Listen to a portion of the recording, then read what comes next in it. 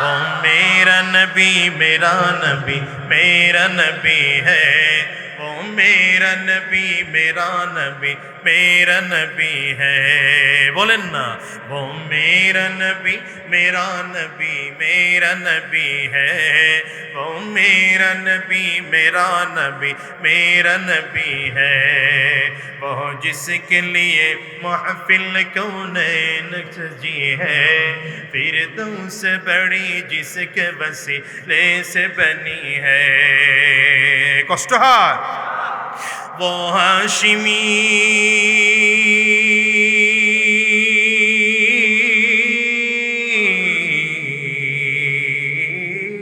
वो हाशिमी मक्की मदनी युल अरबी है, वो मेरा नबी मेरा नबी मेरा नबी है। बोलें बोलें बोलें, वो मेरा नबी मेरा नबी मेरा नबी है, वो मेरा नबी मेरा नबी मेरा नबी है। अल्लाह का फरमान अलम नशरह लक सदरक, मंसूब है जी से वरफाना लक जिक्रक। अल्लाहु अकबर, जोरे बोलो। दुनियार मुसलमान पैगम्बर আরবি কুরআনুল কারীমে আমার আল্লাহ তাআলা 25 জন নবীর নাম নিয়েছেন, সবাইকে আল্লাহ তাআলা নাম ধরে ধরে ডেকেছেন, কিন্তু আল্লাহ তাআলা কোরআনে আমার নবীকে নাম ধরে ডাকেন নাই। আদম আলাইহিস সালামকে কোরআনে আল্লাহ ডেকেছেন ইয়া আদম বলে, ইব্রাহিম আলাইহিস সালামকে কোরআনে আল্লাহ ডেকেছেন ইয়া ইব্রাহিম বলে, ইসমাঈল আলাইহিস সালামকে আল্লাহ তাআলা কোরআনে নাম ধরে ডেকেছেন, আইয়ুব আলাইহিস সালামকে কোরআনে আল্লাহ তাআলা নাম ধরে ডেকেছেন, দাউদ আলাইহিস সালামকে আল্লাহ তাআলা কোরআনে নাম ধরে ডেকেছেন, ইসমাঈল আলাইহিস সালামকে কোরআনে আল্লাহ নাম ধরে ডেকেছেন, मूसा अलैहिस्सलाम को कुरान नाम धरे डेकेছেন, ঈসা अलैहिस्सलाम को अल्लाह ताआला कुरान नाम धरे डेकेছেন, किन्तु ना আমার নবীকে আল্লাহ তাআলা কুরআনের কোথাও নাম ধরে ডাকেননি। ডেকেছেন তো আলাদা উপাধি দিয়ে, তাহা বলে ডেকেছেন, ইয়াসিন বলে ডেকেছেন, ইয়া আইয়ুহাল মুজাম্মিল বলে ডেকেছেন, ইয়া আইয়ুহাল মুদ্দাসসির বলে ডেকেছেন। নবীজিকে আল্লাহ তাআলা কথা বলবেন নবীজির সাথে, তো আল্লাহ তাআলা চমৎকার করে, কত চমৎকার করে আল্লাহ বলেন, আলম নাশরাহ লাকা সাদরাক ওয়া ওয়াদা'না আনকা বিজরাক আল্লাযী আনকাযা যাহরাক। নবীজিকে আল্লাহ তাআলা সান্ত্বনা দেন, তো আল্লাহ তাআলা বলেন ওয়া রাফা'না লাকা যিকরাক, পুরনো স্মৃতি আল্লাহ আমার নবীকে স্মরণ করিয়ে দেন, তো আল্লাহ তাআলা বলেন আলম ইয়াজিদকা ইয়াতীমান ফাআওয়া ওয়া ওয়াজাদাকা ضالا فهدى ووجدك عائلا فأغنى। আরে দুনিয়ার মুসলমানেরা রাসূলুল্লাহ সাল্লাল্লাহু আলাইহি ওয়াসাল্লাম কে আল্লাহ তাআলা এত সম্মান করে নবীজির নামটা কোরআনে মুহাম্মদ বলে না ডেকে বন্ধুর উপাধি ধরে ডাকে। আল্লাহু আকবার, চিল্লায়া বলো। আমার এই দেশের যুবকেরা নবী চিনে নাই, নবী না চিনার কারণে নবীজির আদর্শ বুঝে না, এরা নেতার পিছনে দৌড়ায়। বলেন কার পিছনে দৌড়ায়? ওই নেতা নামাজ পড়ে না, যুবকও নামাজ পড়ে না, নেতাও নামাজ পড়ে না, কর্মীও নামাজ পড়ে না, নেতা রোজা রাখে না, কর্মীও রোজা রাখে না, নেতা হজ করে না, কর্মীও হজ করে না, নেতাও চাঁদাবাজ, কর্মীও চাঁদাবাজ, নেতা সুদখোর, কর্মীও সুদখোর, নেতা ঘুষখোর, কর্মীও ঘুষখোর, নেতা বাবা মায়ের অবাধ্য সন্তান, কর্মীও বাবা মায়ের অবাধ্য সন্তান, নেতা নেতা দেশদ্রোহী, দেশের দুশ্মন, জাতির দুশ্মন, কর্মীও জাতির দুশ্মন। যুবক, তোমার নেতা যদি আমার নবী হতো, রাসূলুল্লাহ সাল্লাল্লাহু আলাইহি ওয়াসাল্লাম যদি তোমার নেতা হলো, তাহলে আমার নবী ঘুষ খান নাই, তুমিও ঘুষ খেতে পারতে না। নবী সুদ খান নাই, তুমিও সুদ খেতে পারতে না। আমার নবী হারাম রাস্তায় চলেন নাই, তুমিও হারাম রাস্তায় চলতে পারতে না। আমার নবী এক ওয়াক্ত নামাজ ছাড়েন নাই, তুমিও নামাজ ছাড়তে পারতে না। আমার নবী রোজা জীবনে ছাড়েন নাই, তুমিও ছাড়তে পারতে না। আমার নবী দ্বীনের পথে চলেছেন, তুমিও দ্বীনের পথে চলতে। আমার নবী দ্বীন কায়েমের জন্য চেষ্টা ফিকির মেহনত করেছেন, তুমিও চেষ্টা ফিকির মেহনত করতে। আমার নবীও জান্নাতি ছিলেন, তুমিও জান্নাতি হয়ে যাইতে, ঠিক কিনা বলো? এই জন্য বলি দুনিয়ার নেতা ঠেতা বাদ দাও। জীবনে অনেক নেতা দেখছি, এই যে আমাদের দেশে নেতা আছে, কত নেতা, আবার বাচ্চারা এদের পিছনে দৌড়ায়, যুবকরা মিছিল দেয়, আমার ভাই তোমার ভাই, আমার ভাইয়ের চরিত্র জীবনেও বলবেন না, জীবনেও বলবেন না। কোন নেতার চরিত্র কোনোদিন ফুলের মতো পবিত্র হতে পারে না। আস্তে গুলো কেটা কেটা দেখেন, কোন নেতার চরিত্র ফুলের মতো পবিত্র হতে পারে না। ফুলের মতো চরিত্র ছিল একমাত্র আমার আপনার নবী রাসূলুল্লাহ সাল্লাল্লাহু আলাইহি ওয়াসাল্লাম। ঠিক কিনা বলেন? নেতার চরিত্র এখন বানাইছে ফুলের মতো পবিত্র। মিয়া বাদ দেন, দুনিয়ার নেতা ফেতা বাদ দিয়ে নেতা যদি মানতে হয় আমার নবীকে নেতা বানাবো। কাকে নেতা বানাবো বলো? আরো যদি বলো কাকে নেতা বানাবো? হ্যাঁ, তোমার নেতা আমার নেতা। এই স্লোগানই জানে না, তোমার নেতা আমার নেতা। আমি দিতেছি স্লোগান, আমারে দিতে দেন না মিয়া, শিখায় লই আগে পরে দিয়ে। আমি জানি বিবাড়িয়ার মানুষ একটু চেতা বেশি, আমি এই জন্য বলি বাংলাদেশের বিবাড়িয়া একটা আলাদা ব্যাপার স্যাপার। কি ঠিক না? ঠিক বলেন? বিবাড়িয়াটার ব্যাপারটাই আলাদা, ঠিক কিনা বলেন? এখানে বাতিল আছে, হকের পরিমাণও কম নয়, ঠিক কিনা বলো? বাংলাদেশে যদি ইসলামের পতাকা উত্তোলন হয়, আমার দিল সাক্ষী দেয় বিবাড়িয়া জেলা থেকে সর্বপ্রথম ইসলামের পতাকা উত্তোলন হবে ইনশাআল্লাহ। আগে স্লোগান শিখেন। আরে ভাই থামেন না, আমি আগে স্লোগান শিখেন। বলেন তোমার নেতা আমার নেতা। পারবেন? বিশ্ব নবী সবাই কয় না, দেখছেন? বিশ্ব নবী ঠেইলে আবার ধাক্কায় কেউ রাজনীতি নিয়ে যায় না। যেহেতু রাজনীতির মানুষ আনছেন, কিছু কথা শুনতেই হবে। কথা কয় না হযরত, তো আর রাজনীতির কথা কয় না, আমার তো কিছু বলা লাগে, তাই না? এই বক্স যদি বেশি হয় তাহলে বক্স একটু কমায় দিয়ে, মনিটর ঠিক আছে, মনিটর আর কমায়, বক্স কমায়, বোঝা যায় না। রিভাব টিভাব কমায় দিয়ে দেন, ব্যাস তাইলে হলো, ব্যাস ঠিক আছে, চলবে। ইকু মেকু দিবেন না, ইকু ইকু কখনো মাহফিলে না, তোমরা বুঝো না বেটা। এটা রিভাব দিবা, সাউন্ড ভাসাইবা, সাউন্ড ভাসানো বুঝো? হ্যাঁ। স্লোগান কি হবে? তোমার নেতা আমার নেতা, আমরা সবাই রাসূল সেনা। পারবেন ইনশাআল্লাহ? কাশি দেন, গলা ক্লিয়ার করেন। Hi hi hi hi. ওয়াজ করবো না আমি এখানে, ওইখানে ওইখানে যেখানে ছিল। তাড়াতাড়ি বুঝছে না? কিছু মানুষের অভ্যাস দাঁড়ায় থাকা, এরা জান্নাতে গিয়েও দাঁড়ায় থাকে। এগুলো ভিডিও বয় তার না, কিছু মানুষ আছে থাকুক দাঁড়ায়, কত বসার জায়গা তো আছে, না থাকলে একটা ব্যাপার স্যাপার ছিল।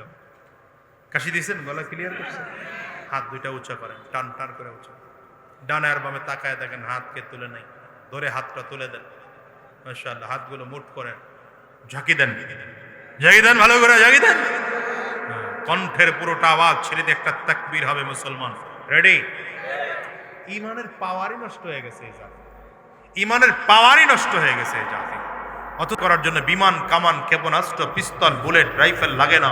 ইসলাম বিজয়ের জন্য শুধু তাকবীরের ধ্বনি দেন, বাতিল লেজ গুটিয়ে পালাবো। ভালো করে দুই হাত উঁচু করে কণ্ঠের পুরোটা আওয়াজ ছেড়ে দিয়ে তাকবীর হবে মুসলমান। রেডি? জোরে রেডি? আরে তাকবীর! না, গাড়ি ভাড়া পোষায় না। এই যে ভাই হাত তোলে নাই, তোলেন, সব তোলেন, স্টেজের সবাই তুলবে। দুই হাত ভালো করে, নারে তাকবীর, হ্যাঁ আওয়াজ বাড়তেছে মোটামুটি, আরো বাড়বে ইনশাআল্লাহ। নারে তাকবীর, নারে তাকবীর, তোমার নেতা আমার নেতা, তোমার নেতা আমার নেতা, আমরা সবাই রাসূল সেনা, আমরা সবাই রাসূল সেনা, ভয় করি না বুলেট বোমা। নারে তাকবীর, কোরআন সুন্নাহর আলো, কোরআন সুন্নাহ যেখানে, আলেম ওলামা যেখানে, পীর বুজুর্গ যেখানে, মসজিদ মাদ্রাসা যেখানে, দিয়েছি তো রক্ত, রক্তের বন্যায়। ঠিক আছে তো? হ্যাঁ, এবং স্লোগান দিয়ে ময়দানে নামেন, বেঈমান দাঁড়ানোর সুযোগ পাবে না। নাম ছিল না মিজাইল লয়া, পুলিশ নামছে, বিডিআর নামছে, আর্মি নেমেছে, সব নেমেছে। ছোট ছোট বাচ্চারা যখন রাস্তায় নেমে পড়লো, স্কুল কলেজ ইউনিভার্সিটির 12, 14, 15, 18, 20, 21 বছরের বাচ্চা, এদের সামনে গুলি দিয়ে টিকাইতে পারে নাই, বাতিল পালিয়েছে। ইসলামওয়ালা মুসলমানেরা আজও মাথা উঁচু করে দাঁড়িয়ে আছে। ঠিক কিনা? মুসলমানদের বিরুদ্ধে চক্রান্ত ষড়যন্ত্র তো কম হয় নাই। কার বিরুদ্ধে মামলা হয় নাই? কার বিরুদ্ধে চক্রান্ত ষড়যন্ত্র হয়নি বলেন? আল্লামা দিলওয়ার হোসেন সাইদি সাহেবের বিরুদ্ধে মামলা দেওয়া হলো। কি মামলা? তিনি নাকি 71-এর সময় মানবতা বিরোধী অপরাধ ছিলেন। আরো আসতে কয়েন নাউজুবিল্লাহ, বা প্যাকেট করে ধুয়ে দেন, বাড়ি গিয়ে দুইজনে মিলে নাউজুবিল্লাহ কইবেন আর কি। মামলা দেওয়া হলো আল্লামা মামুনুল হক সাহেবের বিরুদ্ধে, তিনি নাকি ধর্ষণ করেছেন। আরে ভাই, শয়তান বিশ্বাস করে এই কথা, শয়তানে বিশ্বাস করে। মামলা দেওয়া হলো পীর সাহেব চরমনার বিরুদ্ধে, তিনি নাকি 5,000 টাকা পকেট মেরেছেন। মামলা দেওয়া হলো আল্লামা খালেদ সাইফুল্লাহ আইয়ুবীর বিরুদ্ধে, তিনি নাকি গুলিস্তানে ককটেল নিক্ষেপ করেছেন। আমি একদিন জিজ্ঞেস করলাম, ককটেল যেহেতু নিক্ষেপ করছেন গুলিস্তানে, তো কেমনে বানায় একটু কন্যা? আমি জীবনে দেখিই নাই। মামলা দেওয়া হলো কুয়াকাটা হুজুরের বিরুদ্ধে, তিনি নাকি লক্ষ কোটি টাকা আত্মসাৎ করেছেন। এটা তো বড় বড় আমার মতো ছোট মানুষের বিরুদ্ধে 3 মামলা দিয়ে রাখছিল। তা আমি বলি, তোমরা যারা মামলা দিয়েছো, হামলা করেছো, চক্রান্ত ষড়যন্ত্র করেছো, তাকিয়ে দেখো তো আমরা উলামায়ে কেরাম এখনো ময়দানে আছি, কথা বলতেছি। আমাদের কথা শোনার জন্য হাজারো মুসলমান আজও চাতক পাখির মতো তাকিয়ে থাকে।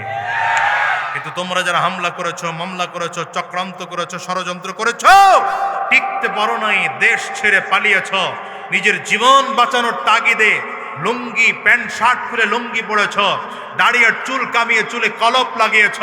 শুধু তাই নয়, টলারে উঠেছ, মাছের টলারে উঠেও বাঁচতে পারো নাই, ধরা খেয়ে গেছ। ঠিক কিনা? আওয়াজ করে বলো। এটা তো দুনিয়ার ধরা, এটা তো দুনিয়ার ধরা। আখিরাতের ধরা বাকি আছে। এটা তো দুনিয়ার ধরা। ঠিক কিনা বলে? কিয়ামতের ময়দানে তোমরাও দাঁড়াইবা, সেদিন আল্লাহর আদালতে আমরাও দাঁড়াবো, জালিমও দাঁড়াবে, মাজলুমও দাঁড়াবে, ওই স্বৈরাচার দাঁড়াবে, আমরাও দাঁড়াবো। আল্লাহর আদালতে দাঁড়ায় প্রত্যেকটা জুলুমের একটা একটা করে হিসাব নেব, একটা একটা করে হিসাব নেব।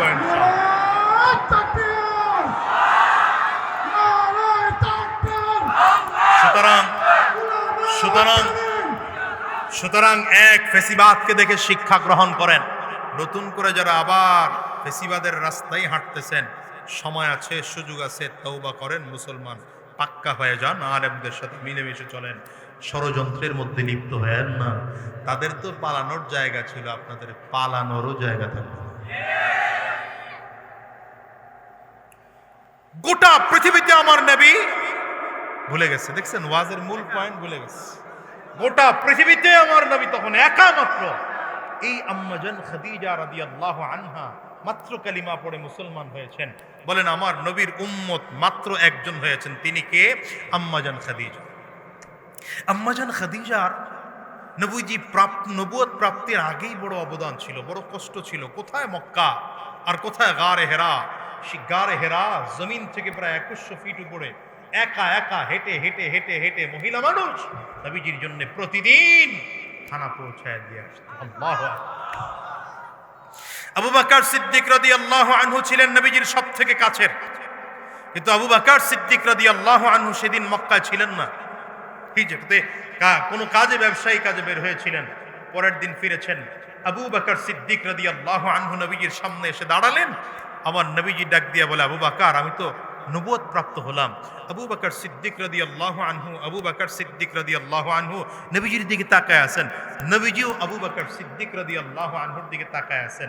আপনারা জানেন, সকল সাহাবীরা নবীজিকে পরীক্ষা নিরীক্ষা করেছে, প্রশ্ন করেছে, তারপরে কালিমা পড়ে মুসলমান হয়েছেন। কিন্তু আবু বকর সিদ্দিক রাদিয়াল্লাহু আনহু কোনো প্রশ্ন করেন নাই। প্রশ্ন ছাড়া নবীজির হাতে হাত দিয়ে কালিমা পড়ে মুসলমান হয়েছেন।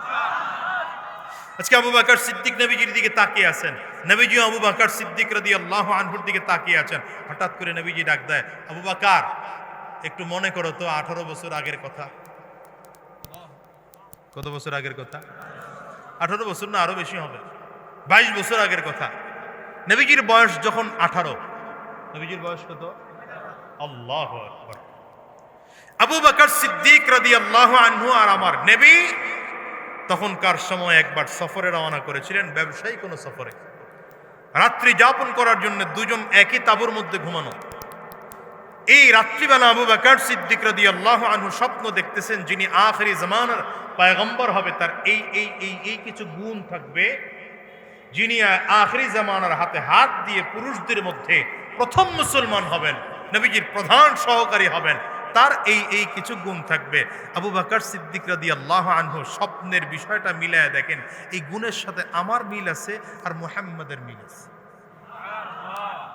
তাইলে নবী কি আর প্রধান সহকারীকে চিন্তা করতেছেন মনে মনে, বলেন নাই কারো কাছে।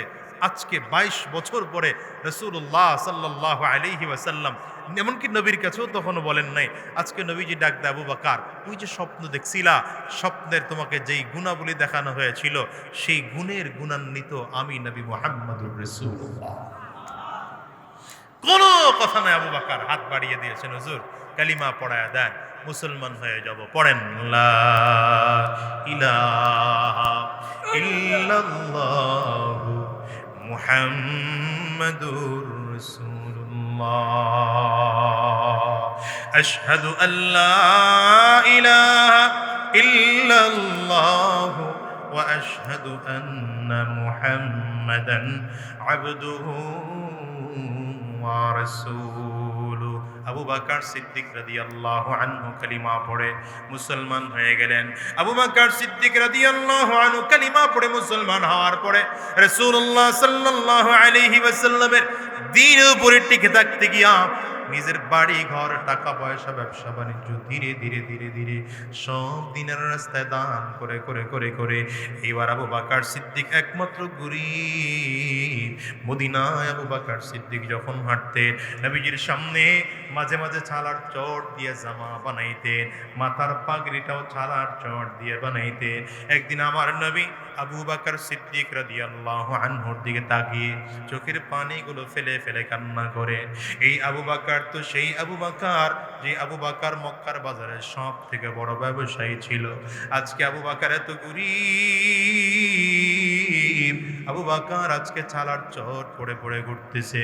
নবী আমার ডেকে বলেন, আবু বকর এত সম্পদ ছিল তোমার, মক্কার বাজারের সব থেকে দামি কাপড় দিয়ে তুমি জামা বানাইতা, মক্কার বড় বড় ব্যবসায়ীরা তোমাকে দিয়ে পরামর্শ নিয়ে নিয়ে তারপরে ব্যবসা বাণিজ্য করত, কিন্তু আজকে এত কেন গরিব?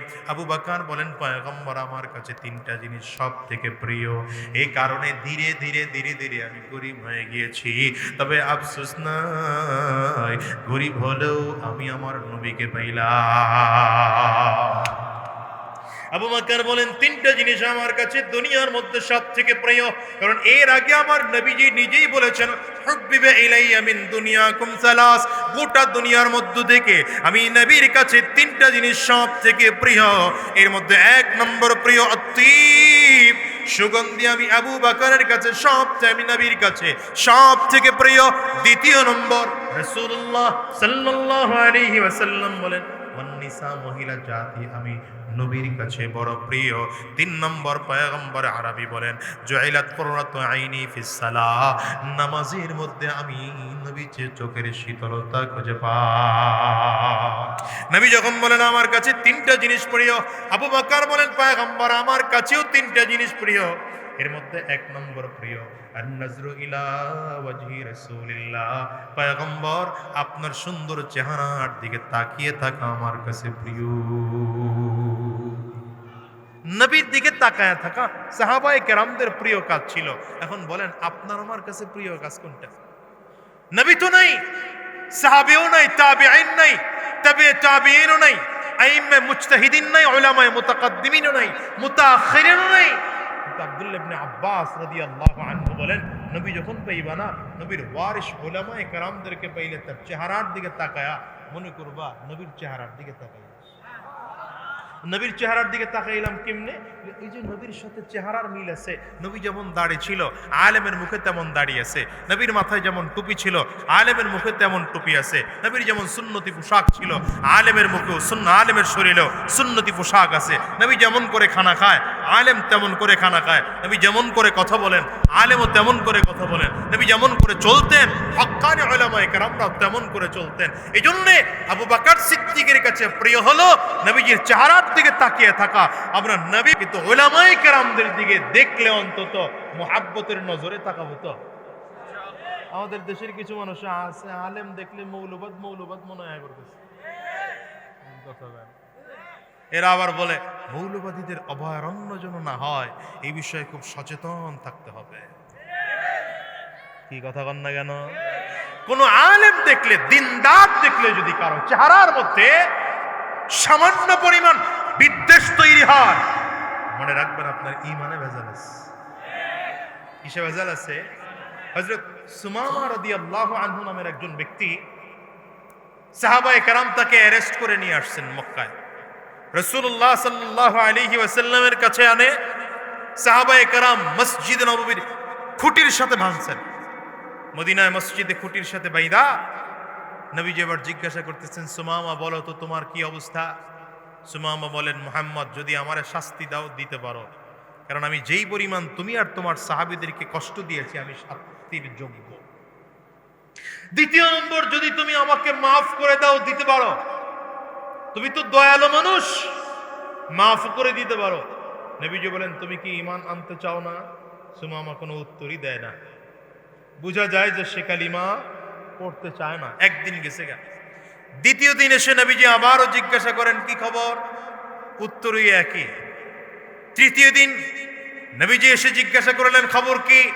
সুমামার উত্তরই একটাই। নবীজি সাহাবায়ে কেরামদেরকে বললেন, রশিটা ছেড়ে দাও।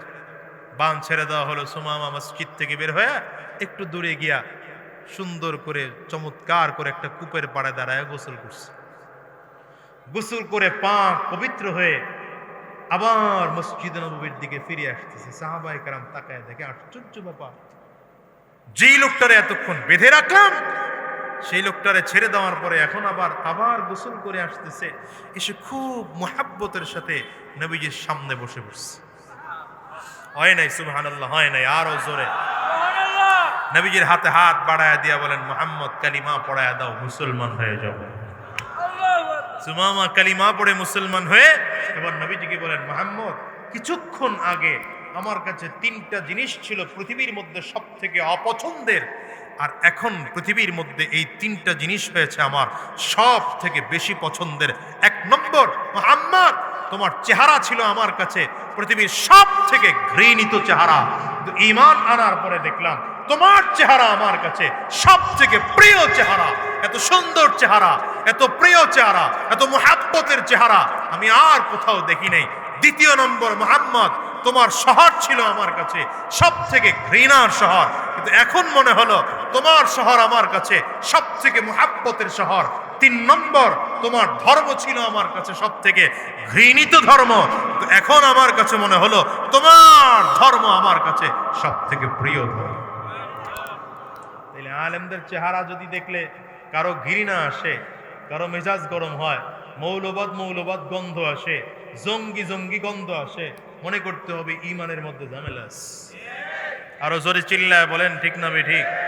মুসলমান বন্ধুরা আমার, এই জন্যে পয়গম্বরে আরবির দিকে তাকায় আবু বকর সিদ্দিক বলেন, এক নম্বর প্রিয় আন-নাজরু ইলা ওয়াজহি রাসূলিল্লাহ, পয়গম্বর আপনার সুন্দর চেহারার দিকে তাকিয়ে থাকা আমি আবু বকরের কাছে সব থেকে প্রিয়।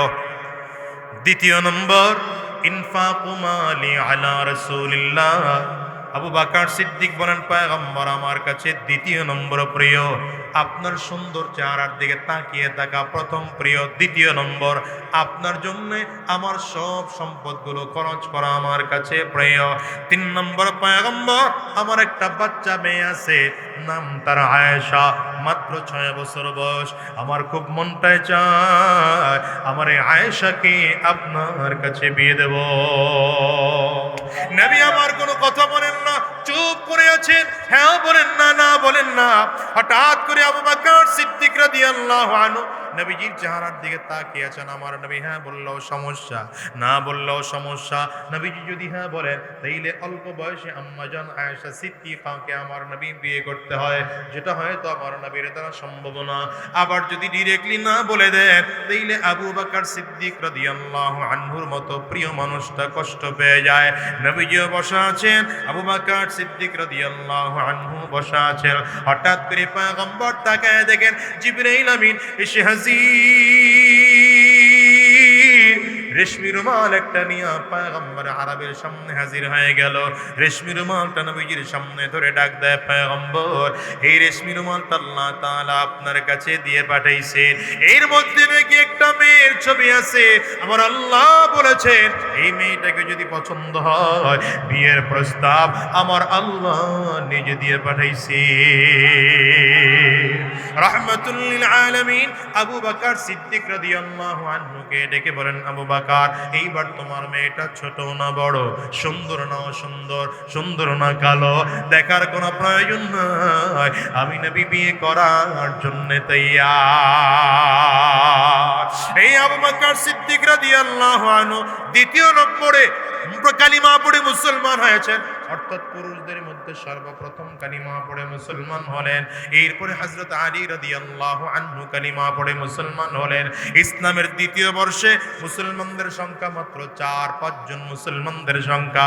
আবু যর গিফারি রাদিয়াল্লাহু আনহু মক্কার কিনারায় কিনারায় ঘুরে শুনেছি মুহাম্মদ নামে একজন মানুষ ইসলামের দাওয়াত দিতে শুরু করেছে, তাওহীদের দাওয়াত দিতে শুরু করেছে, নিজেকে নবী বলে দাবি করেছে। কি নাম থেকে আমি খবর পেয়ে মক্কায় আসলাম, কোথায় মুহাম্মদ পাওয়া যায়, কোথায় পাওয়া যায় না, কোথায় ঘুরবে আবু যর গিফারি। এদিকে মক্কার মানুষদের মধ্যে চারিদিক থেকে এলান হয়ে গেল, কেউ যদি মুহাম্মদুর রাসূলুল্লাহ সাল্লাল্লাহু আলাইহি ওয়াসাল্লামের সাথে কথা বলে, কথা বলাটাও দণ্ডনীয় অপরাধ। কেউ যদি আমার নবীকে সালাম দেয়, সালাম দেওয়াটাও দণ্ডনীয় অপরাধ। এমনকি আমার নবী কোথায় আছে বাহিরের কোনো মানুষকে যদি এই কথা বলে দেয়, এই কথা বলাটাও দণ্ডনীয় অপরাধ। বাহিরের কোনো মানুষ আসলে মক্কার মানুষ তখন কথা পর্যন্ত বলতো না। আবু যর গিফারি কি নাম থেকে বনু গিফার গোত্র থেকে একা একা মক্কার জমিনে এসে বাইতুল্লাহর সামনে হেলান লাগায় বড় ক্লান্ত শ্রান্ত শরীর নিয়ে বসা। আলী রাদিয়াল্লাহু আনহু সন্ধ্যার সময় রাস্তার সামনে দিয়ে হেঁটে যায়, দূর থেকে একজন মানুষকে দেখে ডাক দেয়, এ ভাই কিছু খেয়েছো নাকি? আবু যর গিফারি ইশারা করে বললেন, না আমি কিছুই খাই নাই। নিজের বাসার থেকে কিছু খানা এনে আবু যর গিফারিকে দিয়ে গেলেন, খানাটা খাওয়া দাওয়া করলেন। একদিন পার হয়ে গেল। ঠিক পরের দিন সন্ধ্যাবেলা হযরত আলী রাদিয়াল্লাহু আনহু বাড়ির দিকে ঢোকার সময় ওই রাস্তা দিয়েই যায়। আজকেও তাকিয়ে দেখেন একই মানুষটা আজকেও বসা, ইশারা করে জিজ্ঞাসা করতেছেন, ভাই রে আজকে কোনো খাওয়া দাওয়া হয়েছে নাকি? বলে না। কেমনে খাবো, বহুদূর থেকে আমি সফর করে এসেছি, রাস্তায় আসতে আসতে খানা সব শেষ হয়ে গেল, সঙ্গে যতটুকু পানি এনেছিলাম তাও শেষ হয়ে গেল। গতকালকে তুমি খানা দিয়েছো আর এখন পর্যন্ত আমি খানা খাই নাই। হযরত আলী বলেন, অপেক্ষা করো, গতকাল তো খানা এনে তোমার এখানে দিয়েছিলাম, আজকে রাতের বেলায় যখন কাফিররা সব ঘুমিয়ে পড়বে আমি তোমাকে একা একা আমার বাসায় নিয়ে যাব। এখন নেওয়া যাবে না, চারিদিক থেকে মক্কার শত্রুগুলো তাকিয়ে আছে, যদি তোমাকে আমি নিয়ে যাই তখন আমাকেও বড় ঝামেলার মধ্যে ফেলবে, তোমাকেও ঝামেলার মধ্যে ফেলবে। আবু যর গিফারি ধীরে ধীরে রাতের অন্ধকারে হযরত আলী রাদিয়াল্লাহু আনহুর বাসায় চলে গেলেন। আলী রাদিয়াল্লাহু আনহু সামনে খানা দিলেন, ডেকে ডেকে বললেন, ভাই কেন আসছো মক্কায় বলো না? আবু যর গিফারি কোনো জবাব দেয় না। আবারও বলে, ভাই বলো না কেন আসছো? কোনো জবাব দেয় না। বারবার করে প্রশ্ন করলে আবু যর গিফারি বলেন, কেন আসছি জানো? শুনেছি মক্কায় নাকি মুহাম্মদ নামে একজন মানুষ নবী দাবি করেছে, মানুষকে নাকি তাওহীদের দিকে দাওয়াত দেয়, জান্নাতের দিকে দাওয়াত দেয়। আমি তো সেই মুহাম্মদের খোঁজে এসেছি। হযরত আলী রাদিয়াল্লাহু আনহুর সামনে কথা বলার সাথে সাথে চোখ দিয়ে টপ টপ করে পানি পড়তে আরম্ভ করেছে, আর ডাক দিয়ে কয়, ভাই যেই মানুষটার কথা বলার জন্য আমার কাছে এত ভয় পাও, এত আফসোস করো, এত টেনশন করো, সেই মানুষটার হাতে হাত দিয়ে আমি কালিমা পড়ে মুসলমান হওয়া 3 নম্বর ব্যক্তিত্ব। মোটেও ভয় নাই, চলো না আমি তারে তোমার নবীর কাছে নিয়ে যাব। হযরত আলী বলেন, ভাই রে, তবে এই মুহূর্তে তোমাকে আমার নবীর কাছে নিয়ে যাওয়া যাবে না। এখন যদি নিয়ে যাই, মক্কার মানুষেরা দেখলে তোমাকেও মারবে, আমাকেও জমিন থেকে বিদায় করে ফেলবে। এখন নিয়ে যাওয়া যাবে না, সময় দাও, সকালবেলা আমি তোমাকে নিয়ে আমার নবীর দিকে রওনা করব। কেমনে যাইবা? বলে আমি সকালবেলা আমার ঘর থেকে বের হব, হাতের মধ্যে একটা পাথর নিয়ে আমি নবী বের হব। নবীজি যেখানে আছেন সেই গলির দিকে আমি পাথরটা ফেলবো। আমি নবীর দিকে ঢুকবো না, তুমি বুঝবা ওই গলির মধ্যেই নবীজি আছেন। রওনা করেছেন সকালবেলা। হযরত আলী রাদিয়াল্লাহু আনহু পাথরের টুকরাটা নিয়ে ধীরে ধীরে ধীরে ধীরে সামনের দিকে আগায়। রাহমাতুল লিল আলামিন সাফা পাহাড়ের ভিতরে দারুল আরকামের মধ্যে যায়েদ ইবনে আরকাম রাদিয়াল্লাহু আনহুর বাড়িতে ছিলেন। হযরত আলী রাদিয়াল্লাহু আনহু সেই গলির দিকে পাথরটা ফেলেছেন। দূর থেকে যায়েদ ইবনে আরকাম রাদিয়াল্লাহু আনহু বুঝতে পেরেছেন এই গলির মধ্যেই বুঝি রহমতের নবী আমার আছেন। আস্তে আস্তে আগায়। হযরত আবু যর গফারি বলেন, একটা রাত আমার কাছে এত লম্বা মনে হয় যেন সূর্য আর উঠবে না। কখন জানি সূর্য উঠবে, কখন জানি ফজর হবে, কখন জানি রাহমাতুল লিল আলামিনের চেহারাটা আমি দেখব। আবু যর গফারি বলেন, অপেক্ষার প্রহর শেষ হয়ে গেল। সকালবেলা হযরত আলী রাদিয়াল্লাহু আনহু তার ঘর থেকে বের হলেন। একটু করে পাথর হাতের মধ্যে নিলেন, ওই সাফা পাহাড়ের কিনারার দিকে ফেললেন। আমার বুঝতে বাকি নেই এই গলির মধ্যেই বুঝি রহমতের নবী আমার আছেন। আস্তে আস্তে আগায়। আবু যর গফারি কয়, আমার দিলের মধ্যে বড় কষ্ট হয়, একটু পরেই বুঝি আমি আমার নবীকে দেখব। নিজের বুকটা দুরু দুরু করতেছে, একদম পর্দার আড়ালে দাঁড়াইয়া রহমাতুল লিল আলামিনকে আওয়াজ পাওয়ার পরে একটু করে সালাম দিলাম, আসসালামু আলাইকুম ওয়া রাহমাতুল্লাহ। ভেতর থেকে জবাব আসলো চমৎকার করে, ওয়া আলাইকুম আসসালাম ওয়া রাহমাতুল্লাহি ওয়া বারাকাতুহু। আওয়াজ শুনে বোঝা যায় পৃথিবীর এত সুন্দর আওয়াজ আমি আবু যর জীবনে আর শুনি না। আমাকে ভিতরে ঢুকতে অনুমতি দেওয়া হলো। আবু যর গফারি বলেন, পর্দা সরায়া রহমাতুল লিল আলামিনের চেহারার দিকে প্রথম যখন তাকাইলাম, এত সুন্দর আকাশের চাঁদের থেকেও আমার নবীর চেহারা সুন্দর মনে হয়। রহমতের নবীর দিকে হাত বাড়ায় দিলাম। আবু যর গফারি বলেন, কালিমা পড়ে মুসলমান হয়ে গেলাম। এমন করে করে করে করেই ধীরে ধীরে ধীরে ধীরে নবুয়ত প্রাপ্ত হয়ে আমার নবী দাওয়াত দিতে আরম্ভ করলেন। 6 বছর বসে 40 জন পয়গম্বরের সাহাবী হয়েছে। এরপরে মক্কা থেকে হিজরত করে নবী মদিনায় গেলেন। 10,000 সাহাবায়ে কেরামদেরকে নিয়ে মক্কা বিজয় করলেন। সর্বশেষ রহমাতুল লিল আলামিন যেদিন বিজয় ভাষণে আমার নবী ভাষণ দিচ্ছেন, 100 লক্ষ সাহাবায়ে কেরামদেরকে লইয়া আমার নবী ভাষণ দিয়েছেন। 100 লক্ষ সাহাবায়ে কেরাম নবীজি ইন্তেকালের পরে গোটা দুনিয়া ছড়িয়ে ছড়িয়ে দাওয়াত দিয়েছেন। আজকে গোটা দুনিয়ায় প্রায় 200 কোটি মুসলমান। মনে রাখবে, সাবধান, এখন বাংলাদেশের পরিস্থিতি দেখে মনে হয় যদিও আমরা 92% মুসলমান, নামে আছি, কামে মুসলমান না। নবীজি বলেছেন, লা ইয়াবকা মিনাল ইসলামি ইল্লা ইসমুহু ওয়া লা ইয়াবকা মিনাল কুরআনি ইল্লা রাসমুহু। এমন একটা যুগ খুব শীঘ্রই আসবে যেই যুগে ইসলাম নামে থাকবে, মুসলমানের নামে থাকবে, আর কাজে থাকবে না। কোরআনের প্রথা থাকবে, কোরআনের প্রথা থাকবে। সাবধান, কোরআন দিয়ে সমাজ বাস্তবায়ন করা যাবে না। এই জন্য আজকের ময়দান থেকে ওয়াদা করে বিদায় হও, বাংলার জমিনে 92% মুসলমান। সাবধান, এই মুসলমান যদি আজ একত্রিত হইয়া বাতিলের বিরুদ্ধে দাঁড়ায়, আর এরা যদি বলে আমরা গোটা দেশটাকে কোরআন দিয়ে শাসন করতে চাই, এই কোরআন দিয়ে গোটা দেশ আবারও শাসন করা সম্ভব। 2 হাত তুলে চিল্লায় জোরে জোরে বলো ঠিক কিনা? তৈয়ার আছেন তো ইনশাআল্লাহ?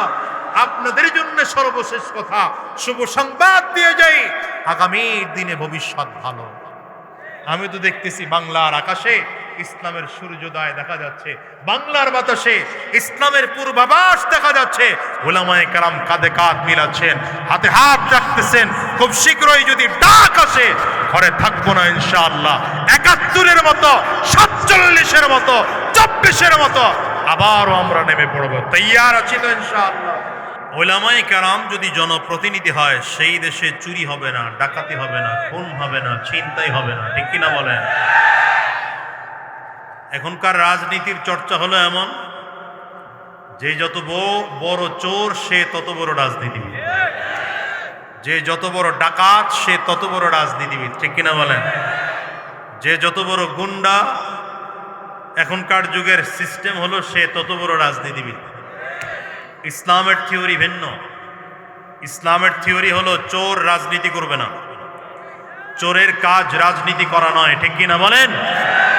ডাকাতের কাজ রাজনীতি করা নয়, খুনির কাজ রাজনীতি করা নয়, চাঁদাবাজদের কাজ রাজনীতি করা নয়, সন্ত্রাসের কাজ রাজনীতি করা নয়। রাজনীতি ভালো মানুষের কাজ, বলেন ঠিক কিনা? রাজনীতি চরিত্রবান মানুষের কাজ, রাজনীতি ন্যায় নীতিবান মানুষের কাজ, রাজনীতি উলামায়ে কেরামদের কাজ। সুতরাং কোন চোর আর ডাকাত আর গুন্ডা আমার দেশে রাজনীতি নামে ধোঁকাবাজি করবে, ২৪-এর গণ অভ্যুত্থানের পরে আমার বাংলাদেশে আমরা সেটা হতে দেব না, দেব না। দুই হাত তুলে চিল্লায়া বলো ঠিক কিনা?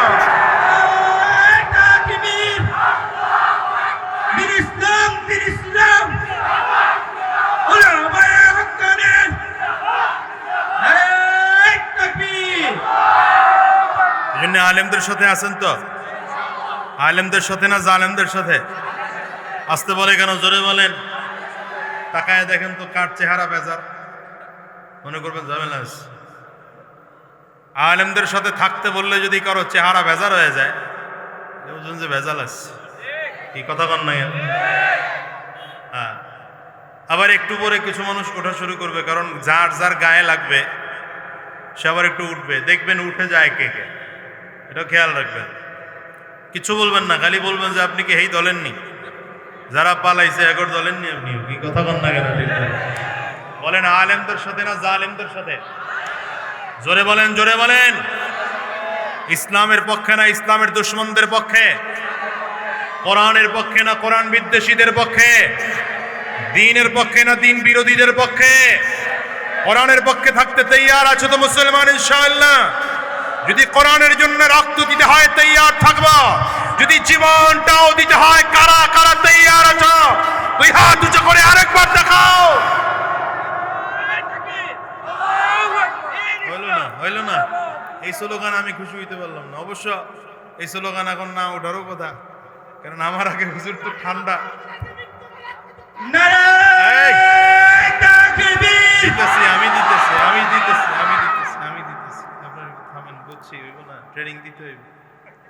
হুজুর তো ঠান্ডা ঠান্ডা কথা বলেন, যে না আপনার একটু ঠান্ডা হয়ে গেছে।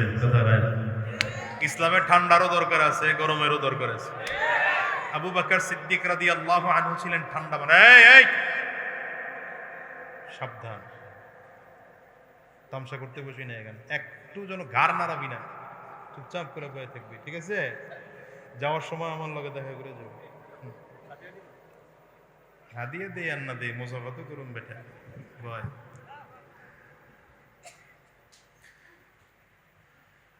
আবু বকর সিদ্দিক রাদিয়াল্লাহু আনহু ছিলেন ইসলামে নরম মানুষ। উমর ফারুক রাদিয়াল্লাহু আনহু ছিলেন ইসলামে গরম মানুষ। বলেন, দুইজন মানুষেরই দরকার ছিল কি ছিল না? ঠিক তেমনি ভাবে কিছু মানুষের আলোচনা নরম, কিছু মানুষের আলোচনা গরম, কিছু মানুষের কথার বলার ধরন নরম, কিছু মানুষের কথা বলার ধরন গরম। দুইটাই দরকার আছে, ঠিক না? ঠিক বলেন। যখন বাতিল শক্তি ইসলামের প্রতি আঘাত করবে, তখন আল্লামা মামুনুল হকের মতো বজ্রকণ্ঠের দরকার আছে। তখন মুফতি সৈয়দ মোহাম্মদ ফয়জুল করিম শায়েখ চরমনার মতো বজ্রকণ্ঠের মানুষেরও দরকার আছে, ঠিক কিনা বলেন? আবার জাতিকে দ্বীনের রাস্তায় ডাকার জন্য ওই কুয়াকাটা হুজুরের মতো নরম সুরের মানুষেরও দরকার আছে। আল্লামা খালিদ সাইফুল্লাহ আইয়ুবীর মতো নরম কণ্ঠের মানুষেরও দরকার আছে, ঠিক না? আল্লাহ আমাদের কবুল করুন, আমিন বলেন। জোরে চিল্লায় আওয়াজ করে আরো জোরে বলেন আমিন। প্রিয় ভাই, যে আলোচনা করার জন্য বসছি সেটা হচ্ছে ইসলাম গোটা দুনিয়াতে ছড়িয়েছে ত্যাগের কারণে। বলেন, এটা হচ্ছে আমার মৌলিক কথা। গোটা দুনিয়াতে ইসলাম ছড়িয়েছে কিসের কারণে? আজকে গোটা দুনিয়াতে প্রায় 200 মুসলমান, 200 কোটি মুসলমান গোটা পৃথিবীতে। অথচ 1450 বছর আগের ইতিহাস যদি দেখেন তাহলে ইতিহাস দেখবেন এমন যে রাসূলুল্লাহ সাল্লাল্লাহু আলাইহি ওয়াসাল্লাম গোটা মক্কার গারে হেরা থেকে নবুয়ত প্রাপ্ত হয়ে জমিনে এসেছেন একা মাত্র, আর কেউ না। গোটা পৃথিবীতে মুসলমান শুধুমাত্র কে ছিলেন? আমার নবী একা। কথা বুঝে না এরা? অথচ বর্তমানে গোটা বিশ্বে মুসলমানের সংখ্যা কত? আজ থেকে 1450 বছর আগের ইতিহাসে চলে যান। জিবরিল আমিন রাসূলুল্লাহ সাল্লাল্লাহু আলাইহি ওয়াসাল্লামের সামনে দাঁড়িয়ে বলেছিলেন, ইকরা ইয়া মুহাম্মদ। নবী আলাইহিস সালাতু ওয়াসসালাম, কথা কয় না বাবা, আব্বু কথা কয় না, দুইজন দুই জায়গায় যাও, মাঝখানে 5 হাত নিরাপদ দূরত্ব রাখো। এদিকে, হ্যাঁ মাশাআল্লাহ, ঠিক আছে।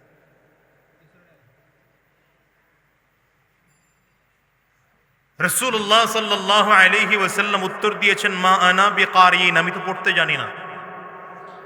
সহিহ বুখারীর বর্ণনা, কিতাবুল ওয়াহির হাদিস। রাসূলুল্লাহ সাল্লাল্লাহু আলাইহি ওয়াসাল্লাম যখন বললেন পড়তে জানি না, জিবরিল আমিন কি করলেন? নবীজি নিজেই বলেন, ফাআখাযানি ফাগাত্তানি হাত্তা বালাগা মিন্নিল জুহুদ। জিবরিল আমাকে ধরলেন, ধরে সিনার সাথে সিনা মিলাইলেন, সিনা মিলিয়ে চাপ দিলেন, এত জোরে চাপ দিয়েছেন যে ব্যথা পেয়েছি আমি। নবী বলেন, ফাআরসালানি, এরপরে আমাকে ছেড়ে দিলেন, ছেড়ে দিয়ে আবারও বললেন, ইকরা, পড়েন। নবীজি দ্বিতীয়বারে বললেন, মা আনা বিকারিন, পড়তে জানি না আমি। জিবরিল আমিন আবারও ধরলেন, নবীজির সিনার সাথে সিনা মিলিয়ে আবারও জোরে চাপ দিলেন, আবারও ছেড়ে দিলেন, ছেড়ে দিয়ে এবার বললেন, ইকরা বিসমি রাব্বিকাল্লাযী খালাক। ওই প্রভুর নামে পড়েন যে প্রভু আপনাকে সৃষ্টি করেছেন।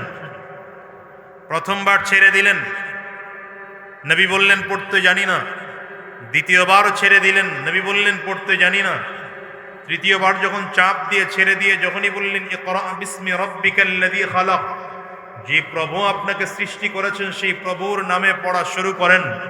নবীজিও গড়গড় করে পড়া শুরু করেছেন, ইকরা বিসমি রাব্বিকাল্লাযী খালাক, পড়েন।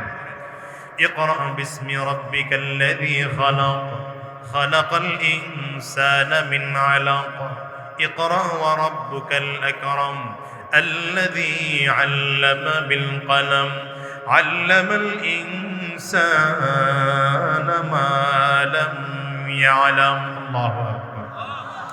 প্রথমবারে নবী বললেন পড়তে জানি না। দ্বিতীয়বারে রাহমাতুল লিল আলামিন বললেন পড়তে জানি না।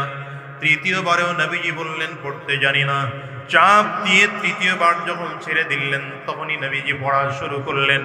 এবার রাহমাতুল লিল আলামিন হিরা গুহা থেকে নবুয়ত পেয়ে ওয়াহী প্রাপ্ত হয়ে আম্মা জান খাদিজাতুল কুবরা রাদিয়াল্লাহু আনহার কাছে চলে এসেছেন। আম্মা জান খাদিজার সামনে দাঁড়ায়া পয়গম্বর আরবি সাল্লাল্লাহু আলাইহি ওয়াসাল্লাম বললেন, জাম্মিলুনি, আমাকে চাদর দিয়ে ঢেকে দাও। চাদর দেওয়া হলো। আম্মা জান খাদিজা এক চাদর দিয়ে আমার নবীকে ঢাকলেন। নবীজির জ্বর তারপরও যায় না, কাঁপুনি বন্ধ হয় না। আর একটা চাদর দিয়ে রাহমাতুল লিল আলামিনকে ঢেকে দেওয়া হলো। রাহমাতুল লিল আলামিনের কাঁপুনি তখনও বন্ধ হয় না। এবার আরো একটা চাদর দিয়ে নবীজিকে ঢেকে দেওয়া হলো। এখনো নবীজির কাঁপুনি বন্ধ হয় না। আম্মা জান খাদিজা রাসূলুল্লাহ সাল্লাল্লাহু আলাইহি ওয়াসাল্লামকে চাপ দিয়ে জড়ায় ধরলেন। নবীজি তাকায় বলেন, খাদিজা, ইন্নী খাশিতু আলা নফসি, আমার বড় ভয় হয়, মনে হয় আমি দুনিয়ার মধ্যে আর বাঁচব না। আম্মা জান ডেকে বলেন, কাল্লা ওয়াল্লাহি মা ইউখজিকাল্লাহু আবাদা। সাবধান পয়গম্বর, আপনার মধ্যে আলাদা আলাদা কিছু গুণ আছে, স্পেশাল স্পেশাল কিছু গুণ আছে। এই গুণাবলী মানুষদেরকে আল্লাহ তাআলা কোনোদিন বিপদগ্রস্ত করবেন না। আম্মা জান নিয়ে গেলেন নিজের চাচাতো ভাই ওয়ারাকা বিন নওফলের কাছে। মুসরামুসরি করস কেন? ঠিক করে ভাই বেটা। আম্মা জান খাদিজা রাদিয়াল্লাহু আনহা নিজের চাচাতো ভাই ওয়ারাকা বিন নওফলের কাছে পয়গম্বর আরবিকে নিয়ে রওনা হলেন। হযরত ওয়ারাকা বিন নওফল নবীজির পুরো বর্ণনা শুনে ডেকে বললেন, হাদা নামুসুল্লাযী নাযালা আলা মুসা। এই ওয়াহী তো ওই ওয়াহী মনে হয়, এটা তো আসমানি ওই কথা মনে হয় যেটা মুসা আলাইহিস সালাতু ওয়াস সালামের উপরে নাজিল হয়েছিল। আম্মা জান খাদিজা রাদিয়াল্লাহু আনহা বুঝতে পেরেছেন আমার নবী পয়গম্বর হয়েছেন, নবুয়ত প্রাপ্ত হয়েছেন, আখিরি নবী আমার স্বামী নবী মুহাম্মদুর রাসূলুল্লাহ সাল্লাল্লাহু আলাইহি ওয়াসাল্লাম। ধরে ধরে বাসায় নিয়ে আসলেন। আম্মা জান খাদিজা রাদিয়াল্লাহু আনহা নবীজির দিকে হাত বাড়ায় দিলেন। পয়গম্বর হাতটা বাড়ায় দিলাম, কালিমা পড়ায় দেন, মুসলমান হয়ে যাব। আল্লাহু আকবার, চিল্লায়া জোরে বলো। বিসমিল্লাহির রহমানির রহিম। والذين جاهدوا فينا لنهدينهم سبلنا وإن الله لمع المحسنين. صدق الله العظيم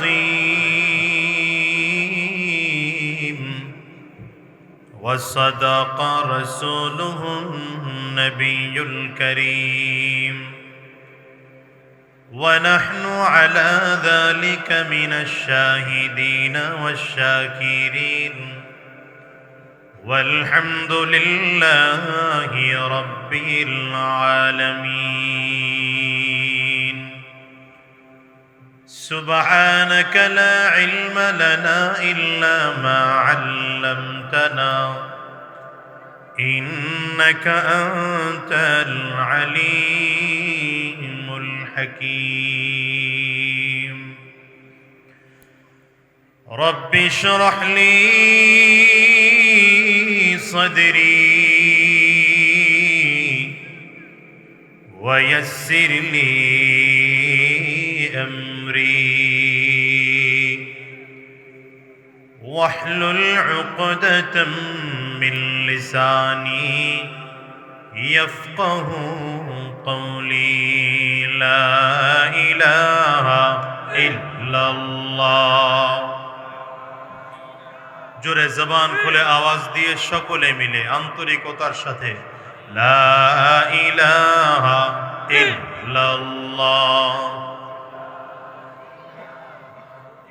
সবাই এখনো জবান খুলতে পারেন নাই, জবান খুলে সকলে লা ইলাহা ইল্লাল্লাহ।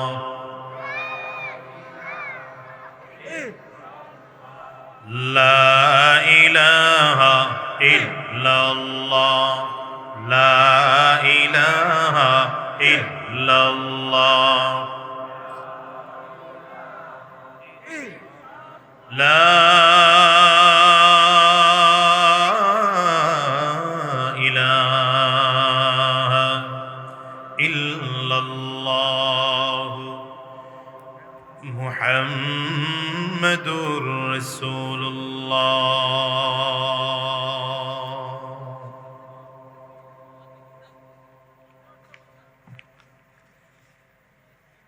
মিরাসানি হাফিজিয়া ইসলামিয়া মাদ্রাসার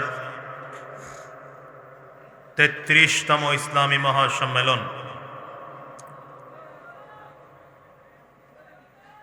আজকের এই সম্মেলনের মোহতারাম সম্মানিত সভাপতি,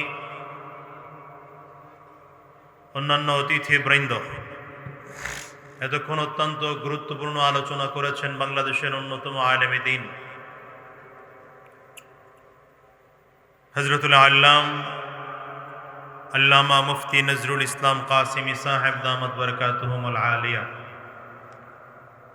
খুব অল্প সময় কথা বলবো, লম্বা সময় নয়, তবে এই সময়টুকু ধৈর্য ধরে বসে কথা শুনবার মতো অবস্থা আপনাদের আছে তো? দ্বীনি আলোচনা শুনবার জন্য সর্বপ্রথম শর্ত হচ্ছে ধৈর্য। ধৈর্য থাকতে হয়। অধৈর্য হলে এখানে হাঁটাচলা বন্ধ করতে হবে, এটা হাঁটাচলা করা যাবে না। দ্বীনি আলোচনায় ধৈর্য ধারণ করে বসতে হয়। তৈয়ার আছেন ইনশাআল্লাহ? ইনশাআল্লাহর আওয়াজ ভালো পাই না। তৈয়ার আছেন ইনশাআল্লাহ? দ্বিতীয় নম্বর হলো, এখানে যতজন মানুষ বসেছেন দিলটাকে আল্লাহমুখী, দ্বীনমুখী করে বসতে হবে ইনশাআল্লাহ। মনে রাখবেন, কৃষক কিন্তু সব জমিনে ফসল ফেলে না। ফেলে? কথা বলে না। আরো জোরে বলেন। আওয়াজ বাড়াইতে হবে, আওয়াজ কমাইলে চলবে না। কৃষক সব জমিনে ফসল ফেলে না। কৃষক কোন জমিনে ফসল ফেলে? যেই জমিনে বীজ ফেললে ফসল উৎপাদন করার ক্ষমতা রাখে। কি ঠিক না বেঠিক? আমি তো আসছি আপনাদের কাছে কোরআন ও হাদিসের বীজ রোপণ করার জন্য। যদি দেখি যে আপনাদের সিনা নামক জমিনটা বীজ গ্রহণ করার মতো যোগ্য, উপযুক্ত, তাহলে কিছু কথা বলা যাবে, নয়তো কথা না বলে চলে যেতে হবে। তৈয়ার আছেন ইনশাআল্লাহ? কারা কারা তৈয়ার? দুই হাত উঁচু করে আল্লাহ তাআলাকে দেখেন। ডানে আর বামে তাকিয়ে দেখেন, হাতকে তুলে নেই। হাতটা ধরে মোহাব্বতের সাথে হাত তুলে দেন। মাশাআল্লাহ, নারায়ে তাকবীর। এই আওয়াজ দিয়ে ইসলাম কায়েমের ফিকির করতেছেন।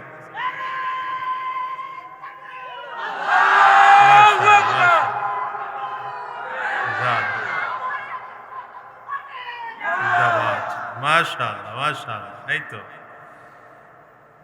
ভাই, তো অর্ধেক বয়স হয়ে গেছে, তার কণ্ঠেই যদি এত স্পিড থাকে, এদেশের যুবকদের কণ্ঠের স্পিড নষ্ট হয়ে গেছে। আবার আসতে বলে, জোরে বলেন। আমার অভ্যাসটা একটু ভিন্ন। ওই যে ঘোষণা দিছে, কে ঘোষণা দিল? কে? আপনি দিছে? ঘোষণা দিছে চেয়ারম্যান, জনগণের লোক তো। পালাই নাই, আলহামদুলিল্লাহ, পালাই নাই। যারা চুরি করছে এরা পালাইছে। কি কথা বল না কেন? আপনাদের বিবাড়িয়াতেও একজন ভালো আলেম চেয়ারম্যান আছেন না? কয় কে আছেন না? একজন। কে তিনি? মাশাআল্লাহ, নাম জানেন তো? মুফতি আমজাদ হুসাইন আশরাফি সাহেব। আমার অত্যন্ত মহাব্বতের মানুষ। আল্লাহ আমাদের কবুল করো। কারা কারা তৈয়ার? দেখি হাতগুলো উঁচা করেন, হাতগুলো উঁচা করেন। অনেকের ঘরে মা নাই, অনেকের ঘরে বাবা নাই। এই আব্বা আম্মা জমিন থেকে বিদায় হয়েছে। এই হাত দিয়ে অনেকে মাকে কবরে রেখেছেন, বাবাকে কবরে রেখেছেন। আজকে আমরা একটা ছোট্ট নেকের কাজ করব। রাজি আছেন? পড়েন আমার সাথে, বিসমিল্লাহির রহমানির রহিম। আবারও পড়েন, বিসমিল্লাহির রহমানির রহিম। হাতগুলো পকেটের মধ্যে ঢুকিয়ে দেন। দুই চারজন রুমাল নিয়ে নামেন। লম্বা সময় কথা বলার সুযোগ আমার নাই। শরীরটা অত্যন্ত, কথা হয় না, শরীরটা অত্যন্ত অসুস্থ, নিজেও কথা বলতে কষ্ট হচ্ছে। কয়েকদিন ধরে যেমন ঠান্ডাও লাগছে, আওয়াজেও আপনারা বুঝতেছেন, তেমন একটু জ্বর জ্বরও ভাব মনে হচ্ছে। দাওয়াত রাখছি, কই রুমাল নিয়ে নামার লোক নাই কেউ হযরত আপনাদের? আর আমি আপনাদের এখানে সর্বশেষ কথা বললাম, 1000 টাকা করে এই মাদ্রাসায় দেওয়ার মতো আল্লাহর কোনো বান্দা কি আছেন? দু চারজন থাকলে একটু টপ টপ করে নামটা লেখায় দিয়ে যান। এখন না পারেন, যখন পারবেন তখন দিয়ে দেবেন ইনশাআল্লাহ। কে কে পারবেন দেখি? 1 নম্বর একজন মানুষ, কি নাম ভাই? আব্দুল আলিম ভাই, আল্লাহ কবুল করে, বলেন আমিন। মাশাআল্লাহ। দ্বিতীয় নম্বর আপনার নাম বাবা? হ্যাঁ, ফরিদ মিয়া, আল্লাহ কবুল করো। গ্রামটাও নিচে গিয়ে লিখে ফেলেন। 3 নম্বরে কে আছেন 1000 দেওয়ার মতো? নাম কি আপনার? আরে দেখেন না হুজুর, ওই নাম দেখেন না, ওইখানে 3 নম্বর আরেকজন, নাম বুঝতেছি না। 4 নম্বর এখানে আমার আরেক বাবা, মাশাআল্লাহ। ওখানে পাশে আরেকজন, মাশাআল্লাহ। যান, কাগজ কলম নিয়ে ওখানে যান। 5 জন হয়ে গেল, মাশাআল্লাহ। 6 নম্বরে 1000 টাকা দেওয়ার মতো কি আছেন? এইখানে আরেকজন 6 নম্বর। এই মোনাজাত করে একসাথে যাব। খুব আগে যাওয়ার ফিকির করেন না, রাস্তায় অ্যাক্সিডেন্ট হইলে ঝামেলায় পড়ে যাবে। চুপচাপ করে বয়ে থাকেন, মোনাজাত করে শেষ করে দিতেছি। আমারও কষ্ট হইতেছে, আপনাদের যা কষ্ট হয় তার চেয়ে বেশি কষ্ট আমার হয়। 6 নম্বর, সপ্তাহ 7 দিনে 7 দিন যেন আল্লাহ, ওই যে মাশাআল্লাহ, হ্যাঁ মাশাআল্লাহ, 7 নম্বর, আল্লাহ কবুল করো, আল্লাহ কবুল করো মাশাআল্লাহ। বদরের যুদ্ধে 8 জন হয়ে গেছে, হ্যাঁ 8 জন মাশাআল্লাহ। 9 নম্বরে একজন হাত তুলেন, 9 নম্বর, ইন্নাল্লাহা বিত্রুন ইউহিব্বুল বিত্রা, আল্লাহ নিজেও বেজোর, আল্লাহ বেজোর সংখ্যা পছন্দ করেন। আল্লাহর এই পছন্দের সংখ্যাটা, হ্যাঁ পছন্দের সংখ্যা মোহাব্বত করে 9 নম্বরে কে আছেন 1000 দেওয়ার মতো? 9 নম্বরে কেউ নাই? আর দুইজন, ওই এখানে একজন ভাই মাশাআল্লাহ, ওই নামগুলো লেখেন না যারা যারা হাত তুলছে। 9 নম্বর হয়ে গেল। 10 নম্বর, শের যার ভালো সব তার ভালো। ওই যে এক ভাই হাত তুলে রাখছে অনেকক্ষণ ধরে, নাম লেখার লোক নাই আপনাদের। হ্যাঁ 10 নম্বর একজন হাত তোলেন। 10 নম্বর, শের যার ভালো সব তার ভালো। নবীজির 10 জন সাহাবী আশরায়ে মুবাশশারা ছিলেন, জান্নাতের শুভ সংবাদ প্রাপ্ত 10 জন সাহাবী। এই সাহাবীদের সাথে নামে মিল রেখা আবার 10-এ পরিপূর্ণ হয়। 10 নম্বর একজন হাত তোলেন, সর্বশেষ বাস মুনাজাত হয়ে যাবে ইনশাআল্লাহ। কে পারবেন? 10 নম্বরের একটা লোক দেখি 1000 করে, 1000 বেশি না, প্রতি মাসে 100 টাকা করে দিলেও দেখবেন 10 মাসে 10,000 কমপ্লিট হয়ে যাবে। কে আছেন? 10 নম্বর নাই কেউ এখানে? স্টেজের থেকে তো কেউই কয় নাই, ঘটনা কি? স্টেজের সব লোক গরিব, মাশাআল্লাহ, দিয়ে দিবেন, আল্লাহ কবুল করো। দুরূদ শরীফ পড়ুন, আল্লাহুম্মা সাল্লি আলা মুহাম্মদ ওয়া আলা আলি মুহাম্মদ কামা সাল্লাইতা আলা ইব্রাহিম ওয়া আলা আলি। কথা আছে কোন? শর্টকাট কইলেন।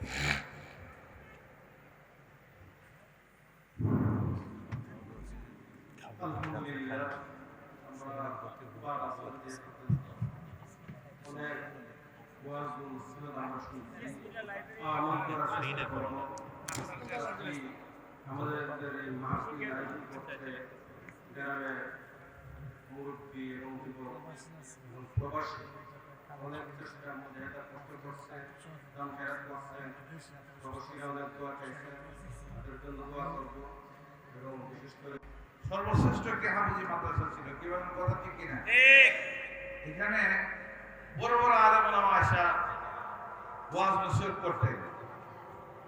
বিভিন্ন কারণে একটু বাধা আসছে, তারপরে আবার এলাকার মুরব্বীরা, যুবকরা, আলেম ওলামা সকলে ঐক্যবদ্ধ হয়ে আমাদের হাফিজ মাওলানা আহমদ হুজুর সহ আলেম ওলামাগণকে উপদেষ্টা করে আবার নতুনভাবে মাদ্রাসাটা চালু করেছেন। এতে আমরা খুশি না বেজার? ইতিমধ্যে মাদ্রাসার কাঙ্ক্ষিত মানে ছাত্র ভর্তি হয়েছে, অত্যন্ত সুচারুভাবে মাদ্রাসাটা পরিচালিত হতেছে। আশা করা যায় এই মাদ্রাসার ছাত্রের মাধ্যমে সামনের দিকে কিতাব খোলা হওয়ার পরিকল্পনা নেওয়া হইতেছে। ধাপে ধাপে এই মাদ্রাসা আগের চেয়ে আরো উন্নত দিকে চলে যাবে।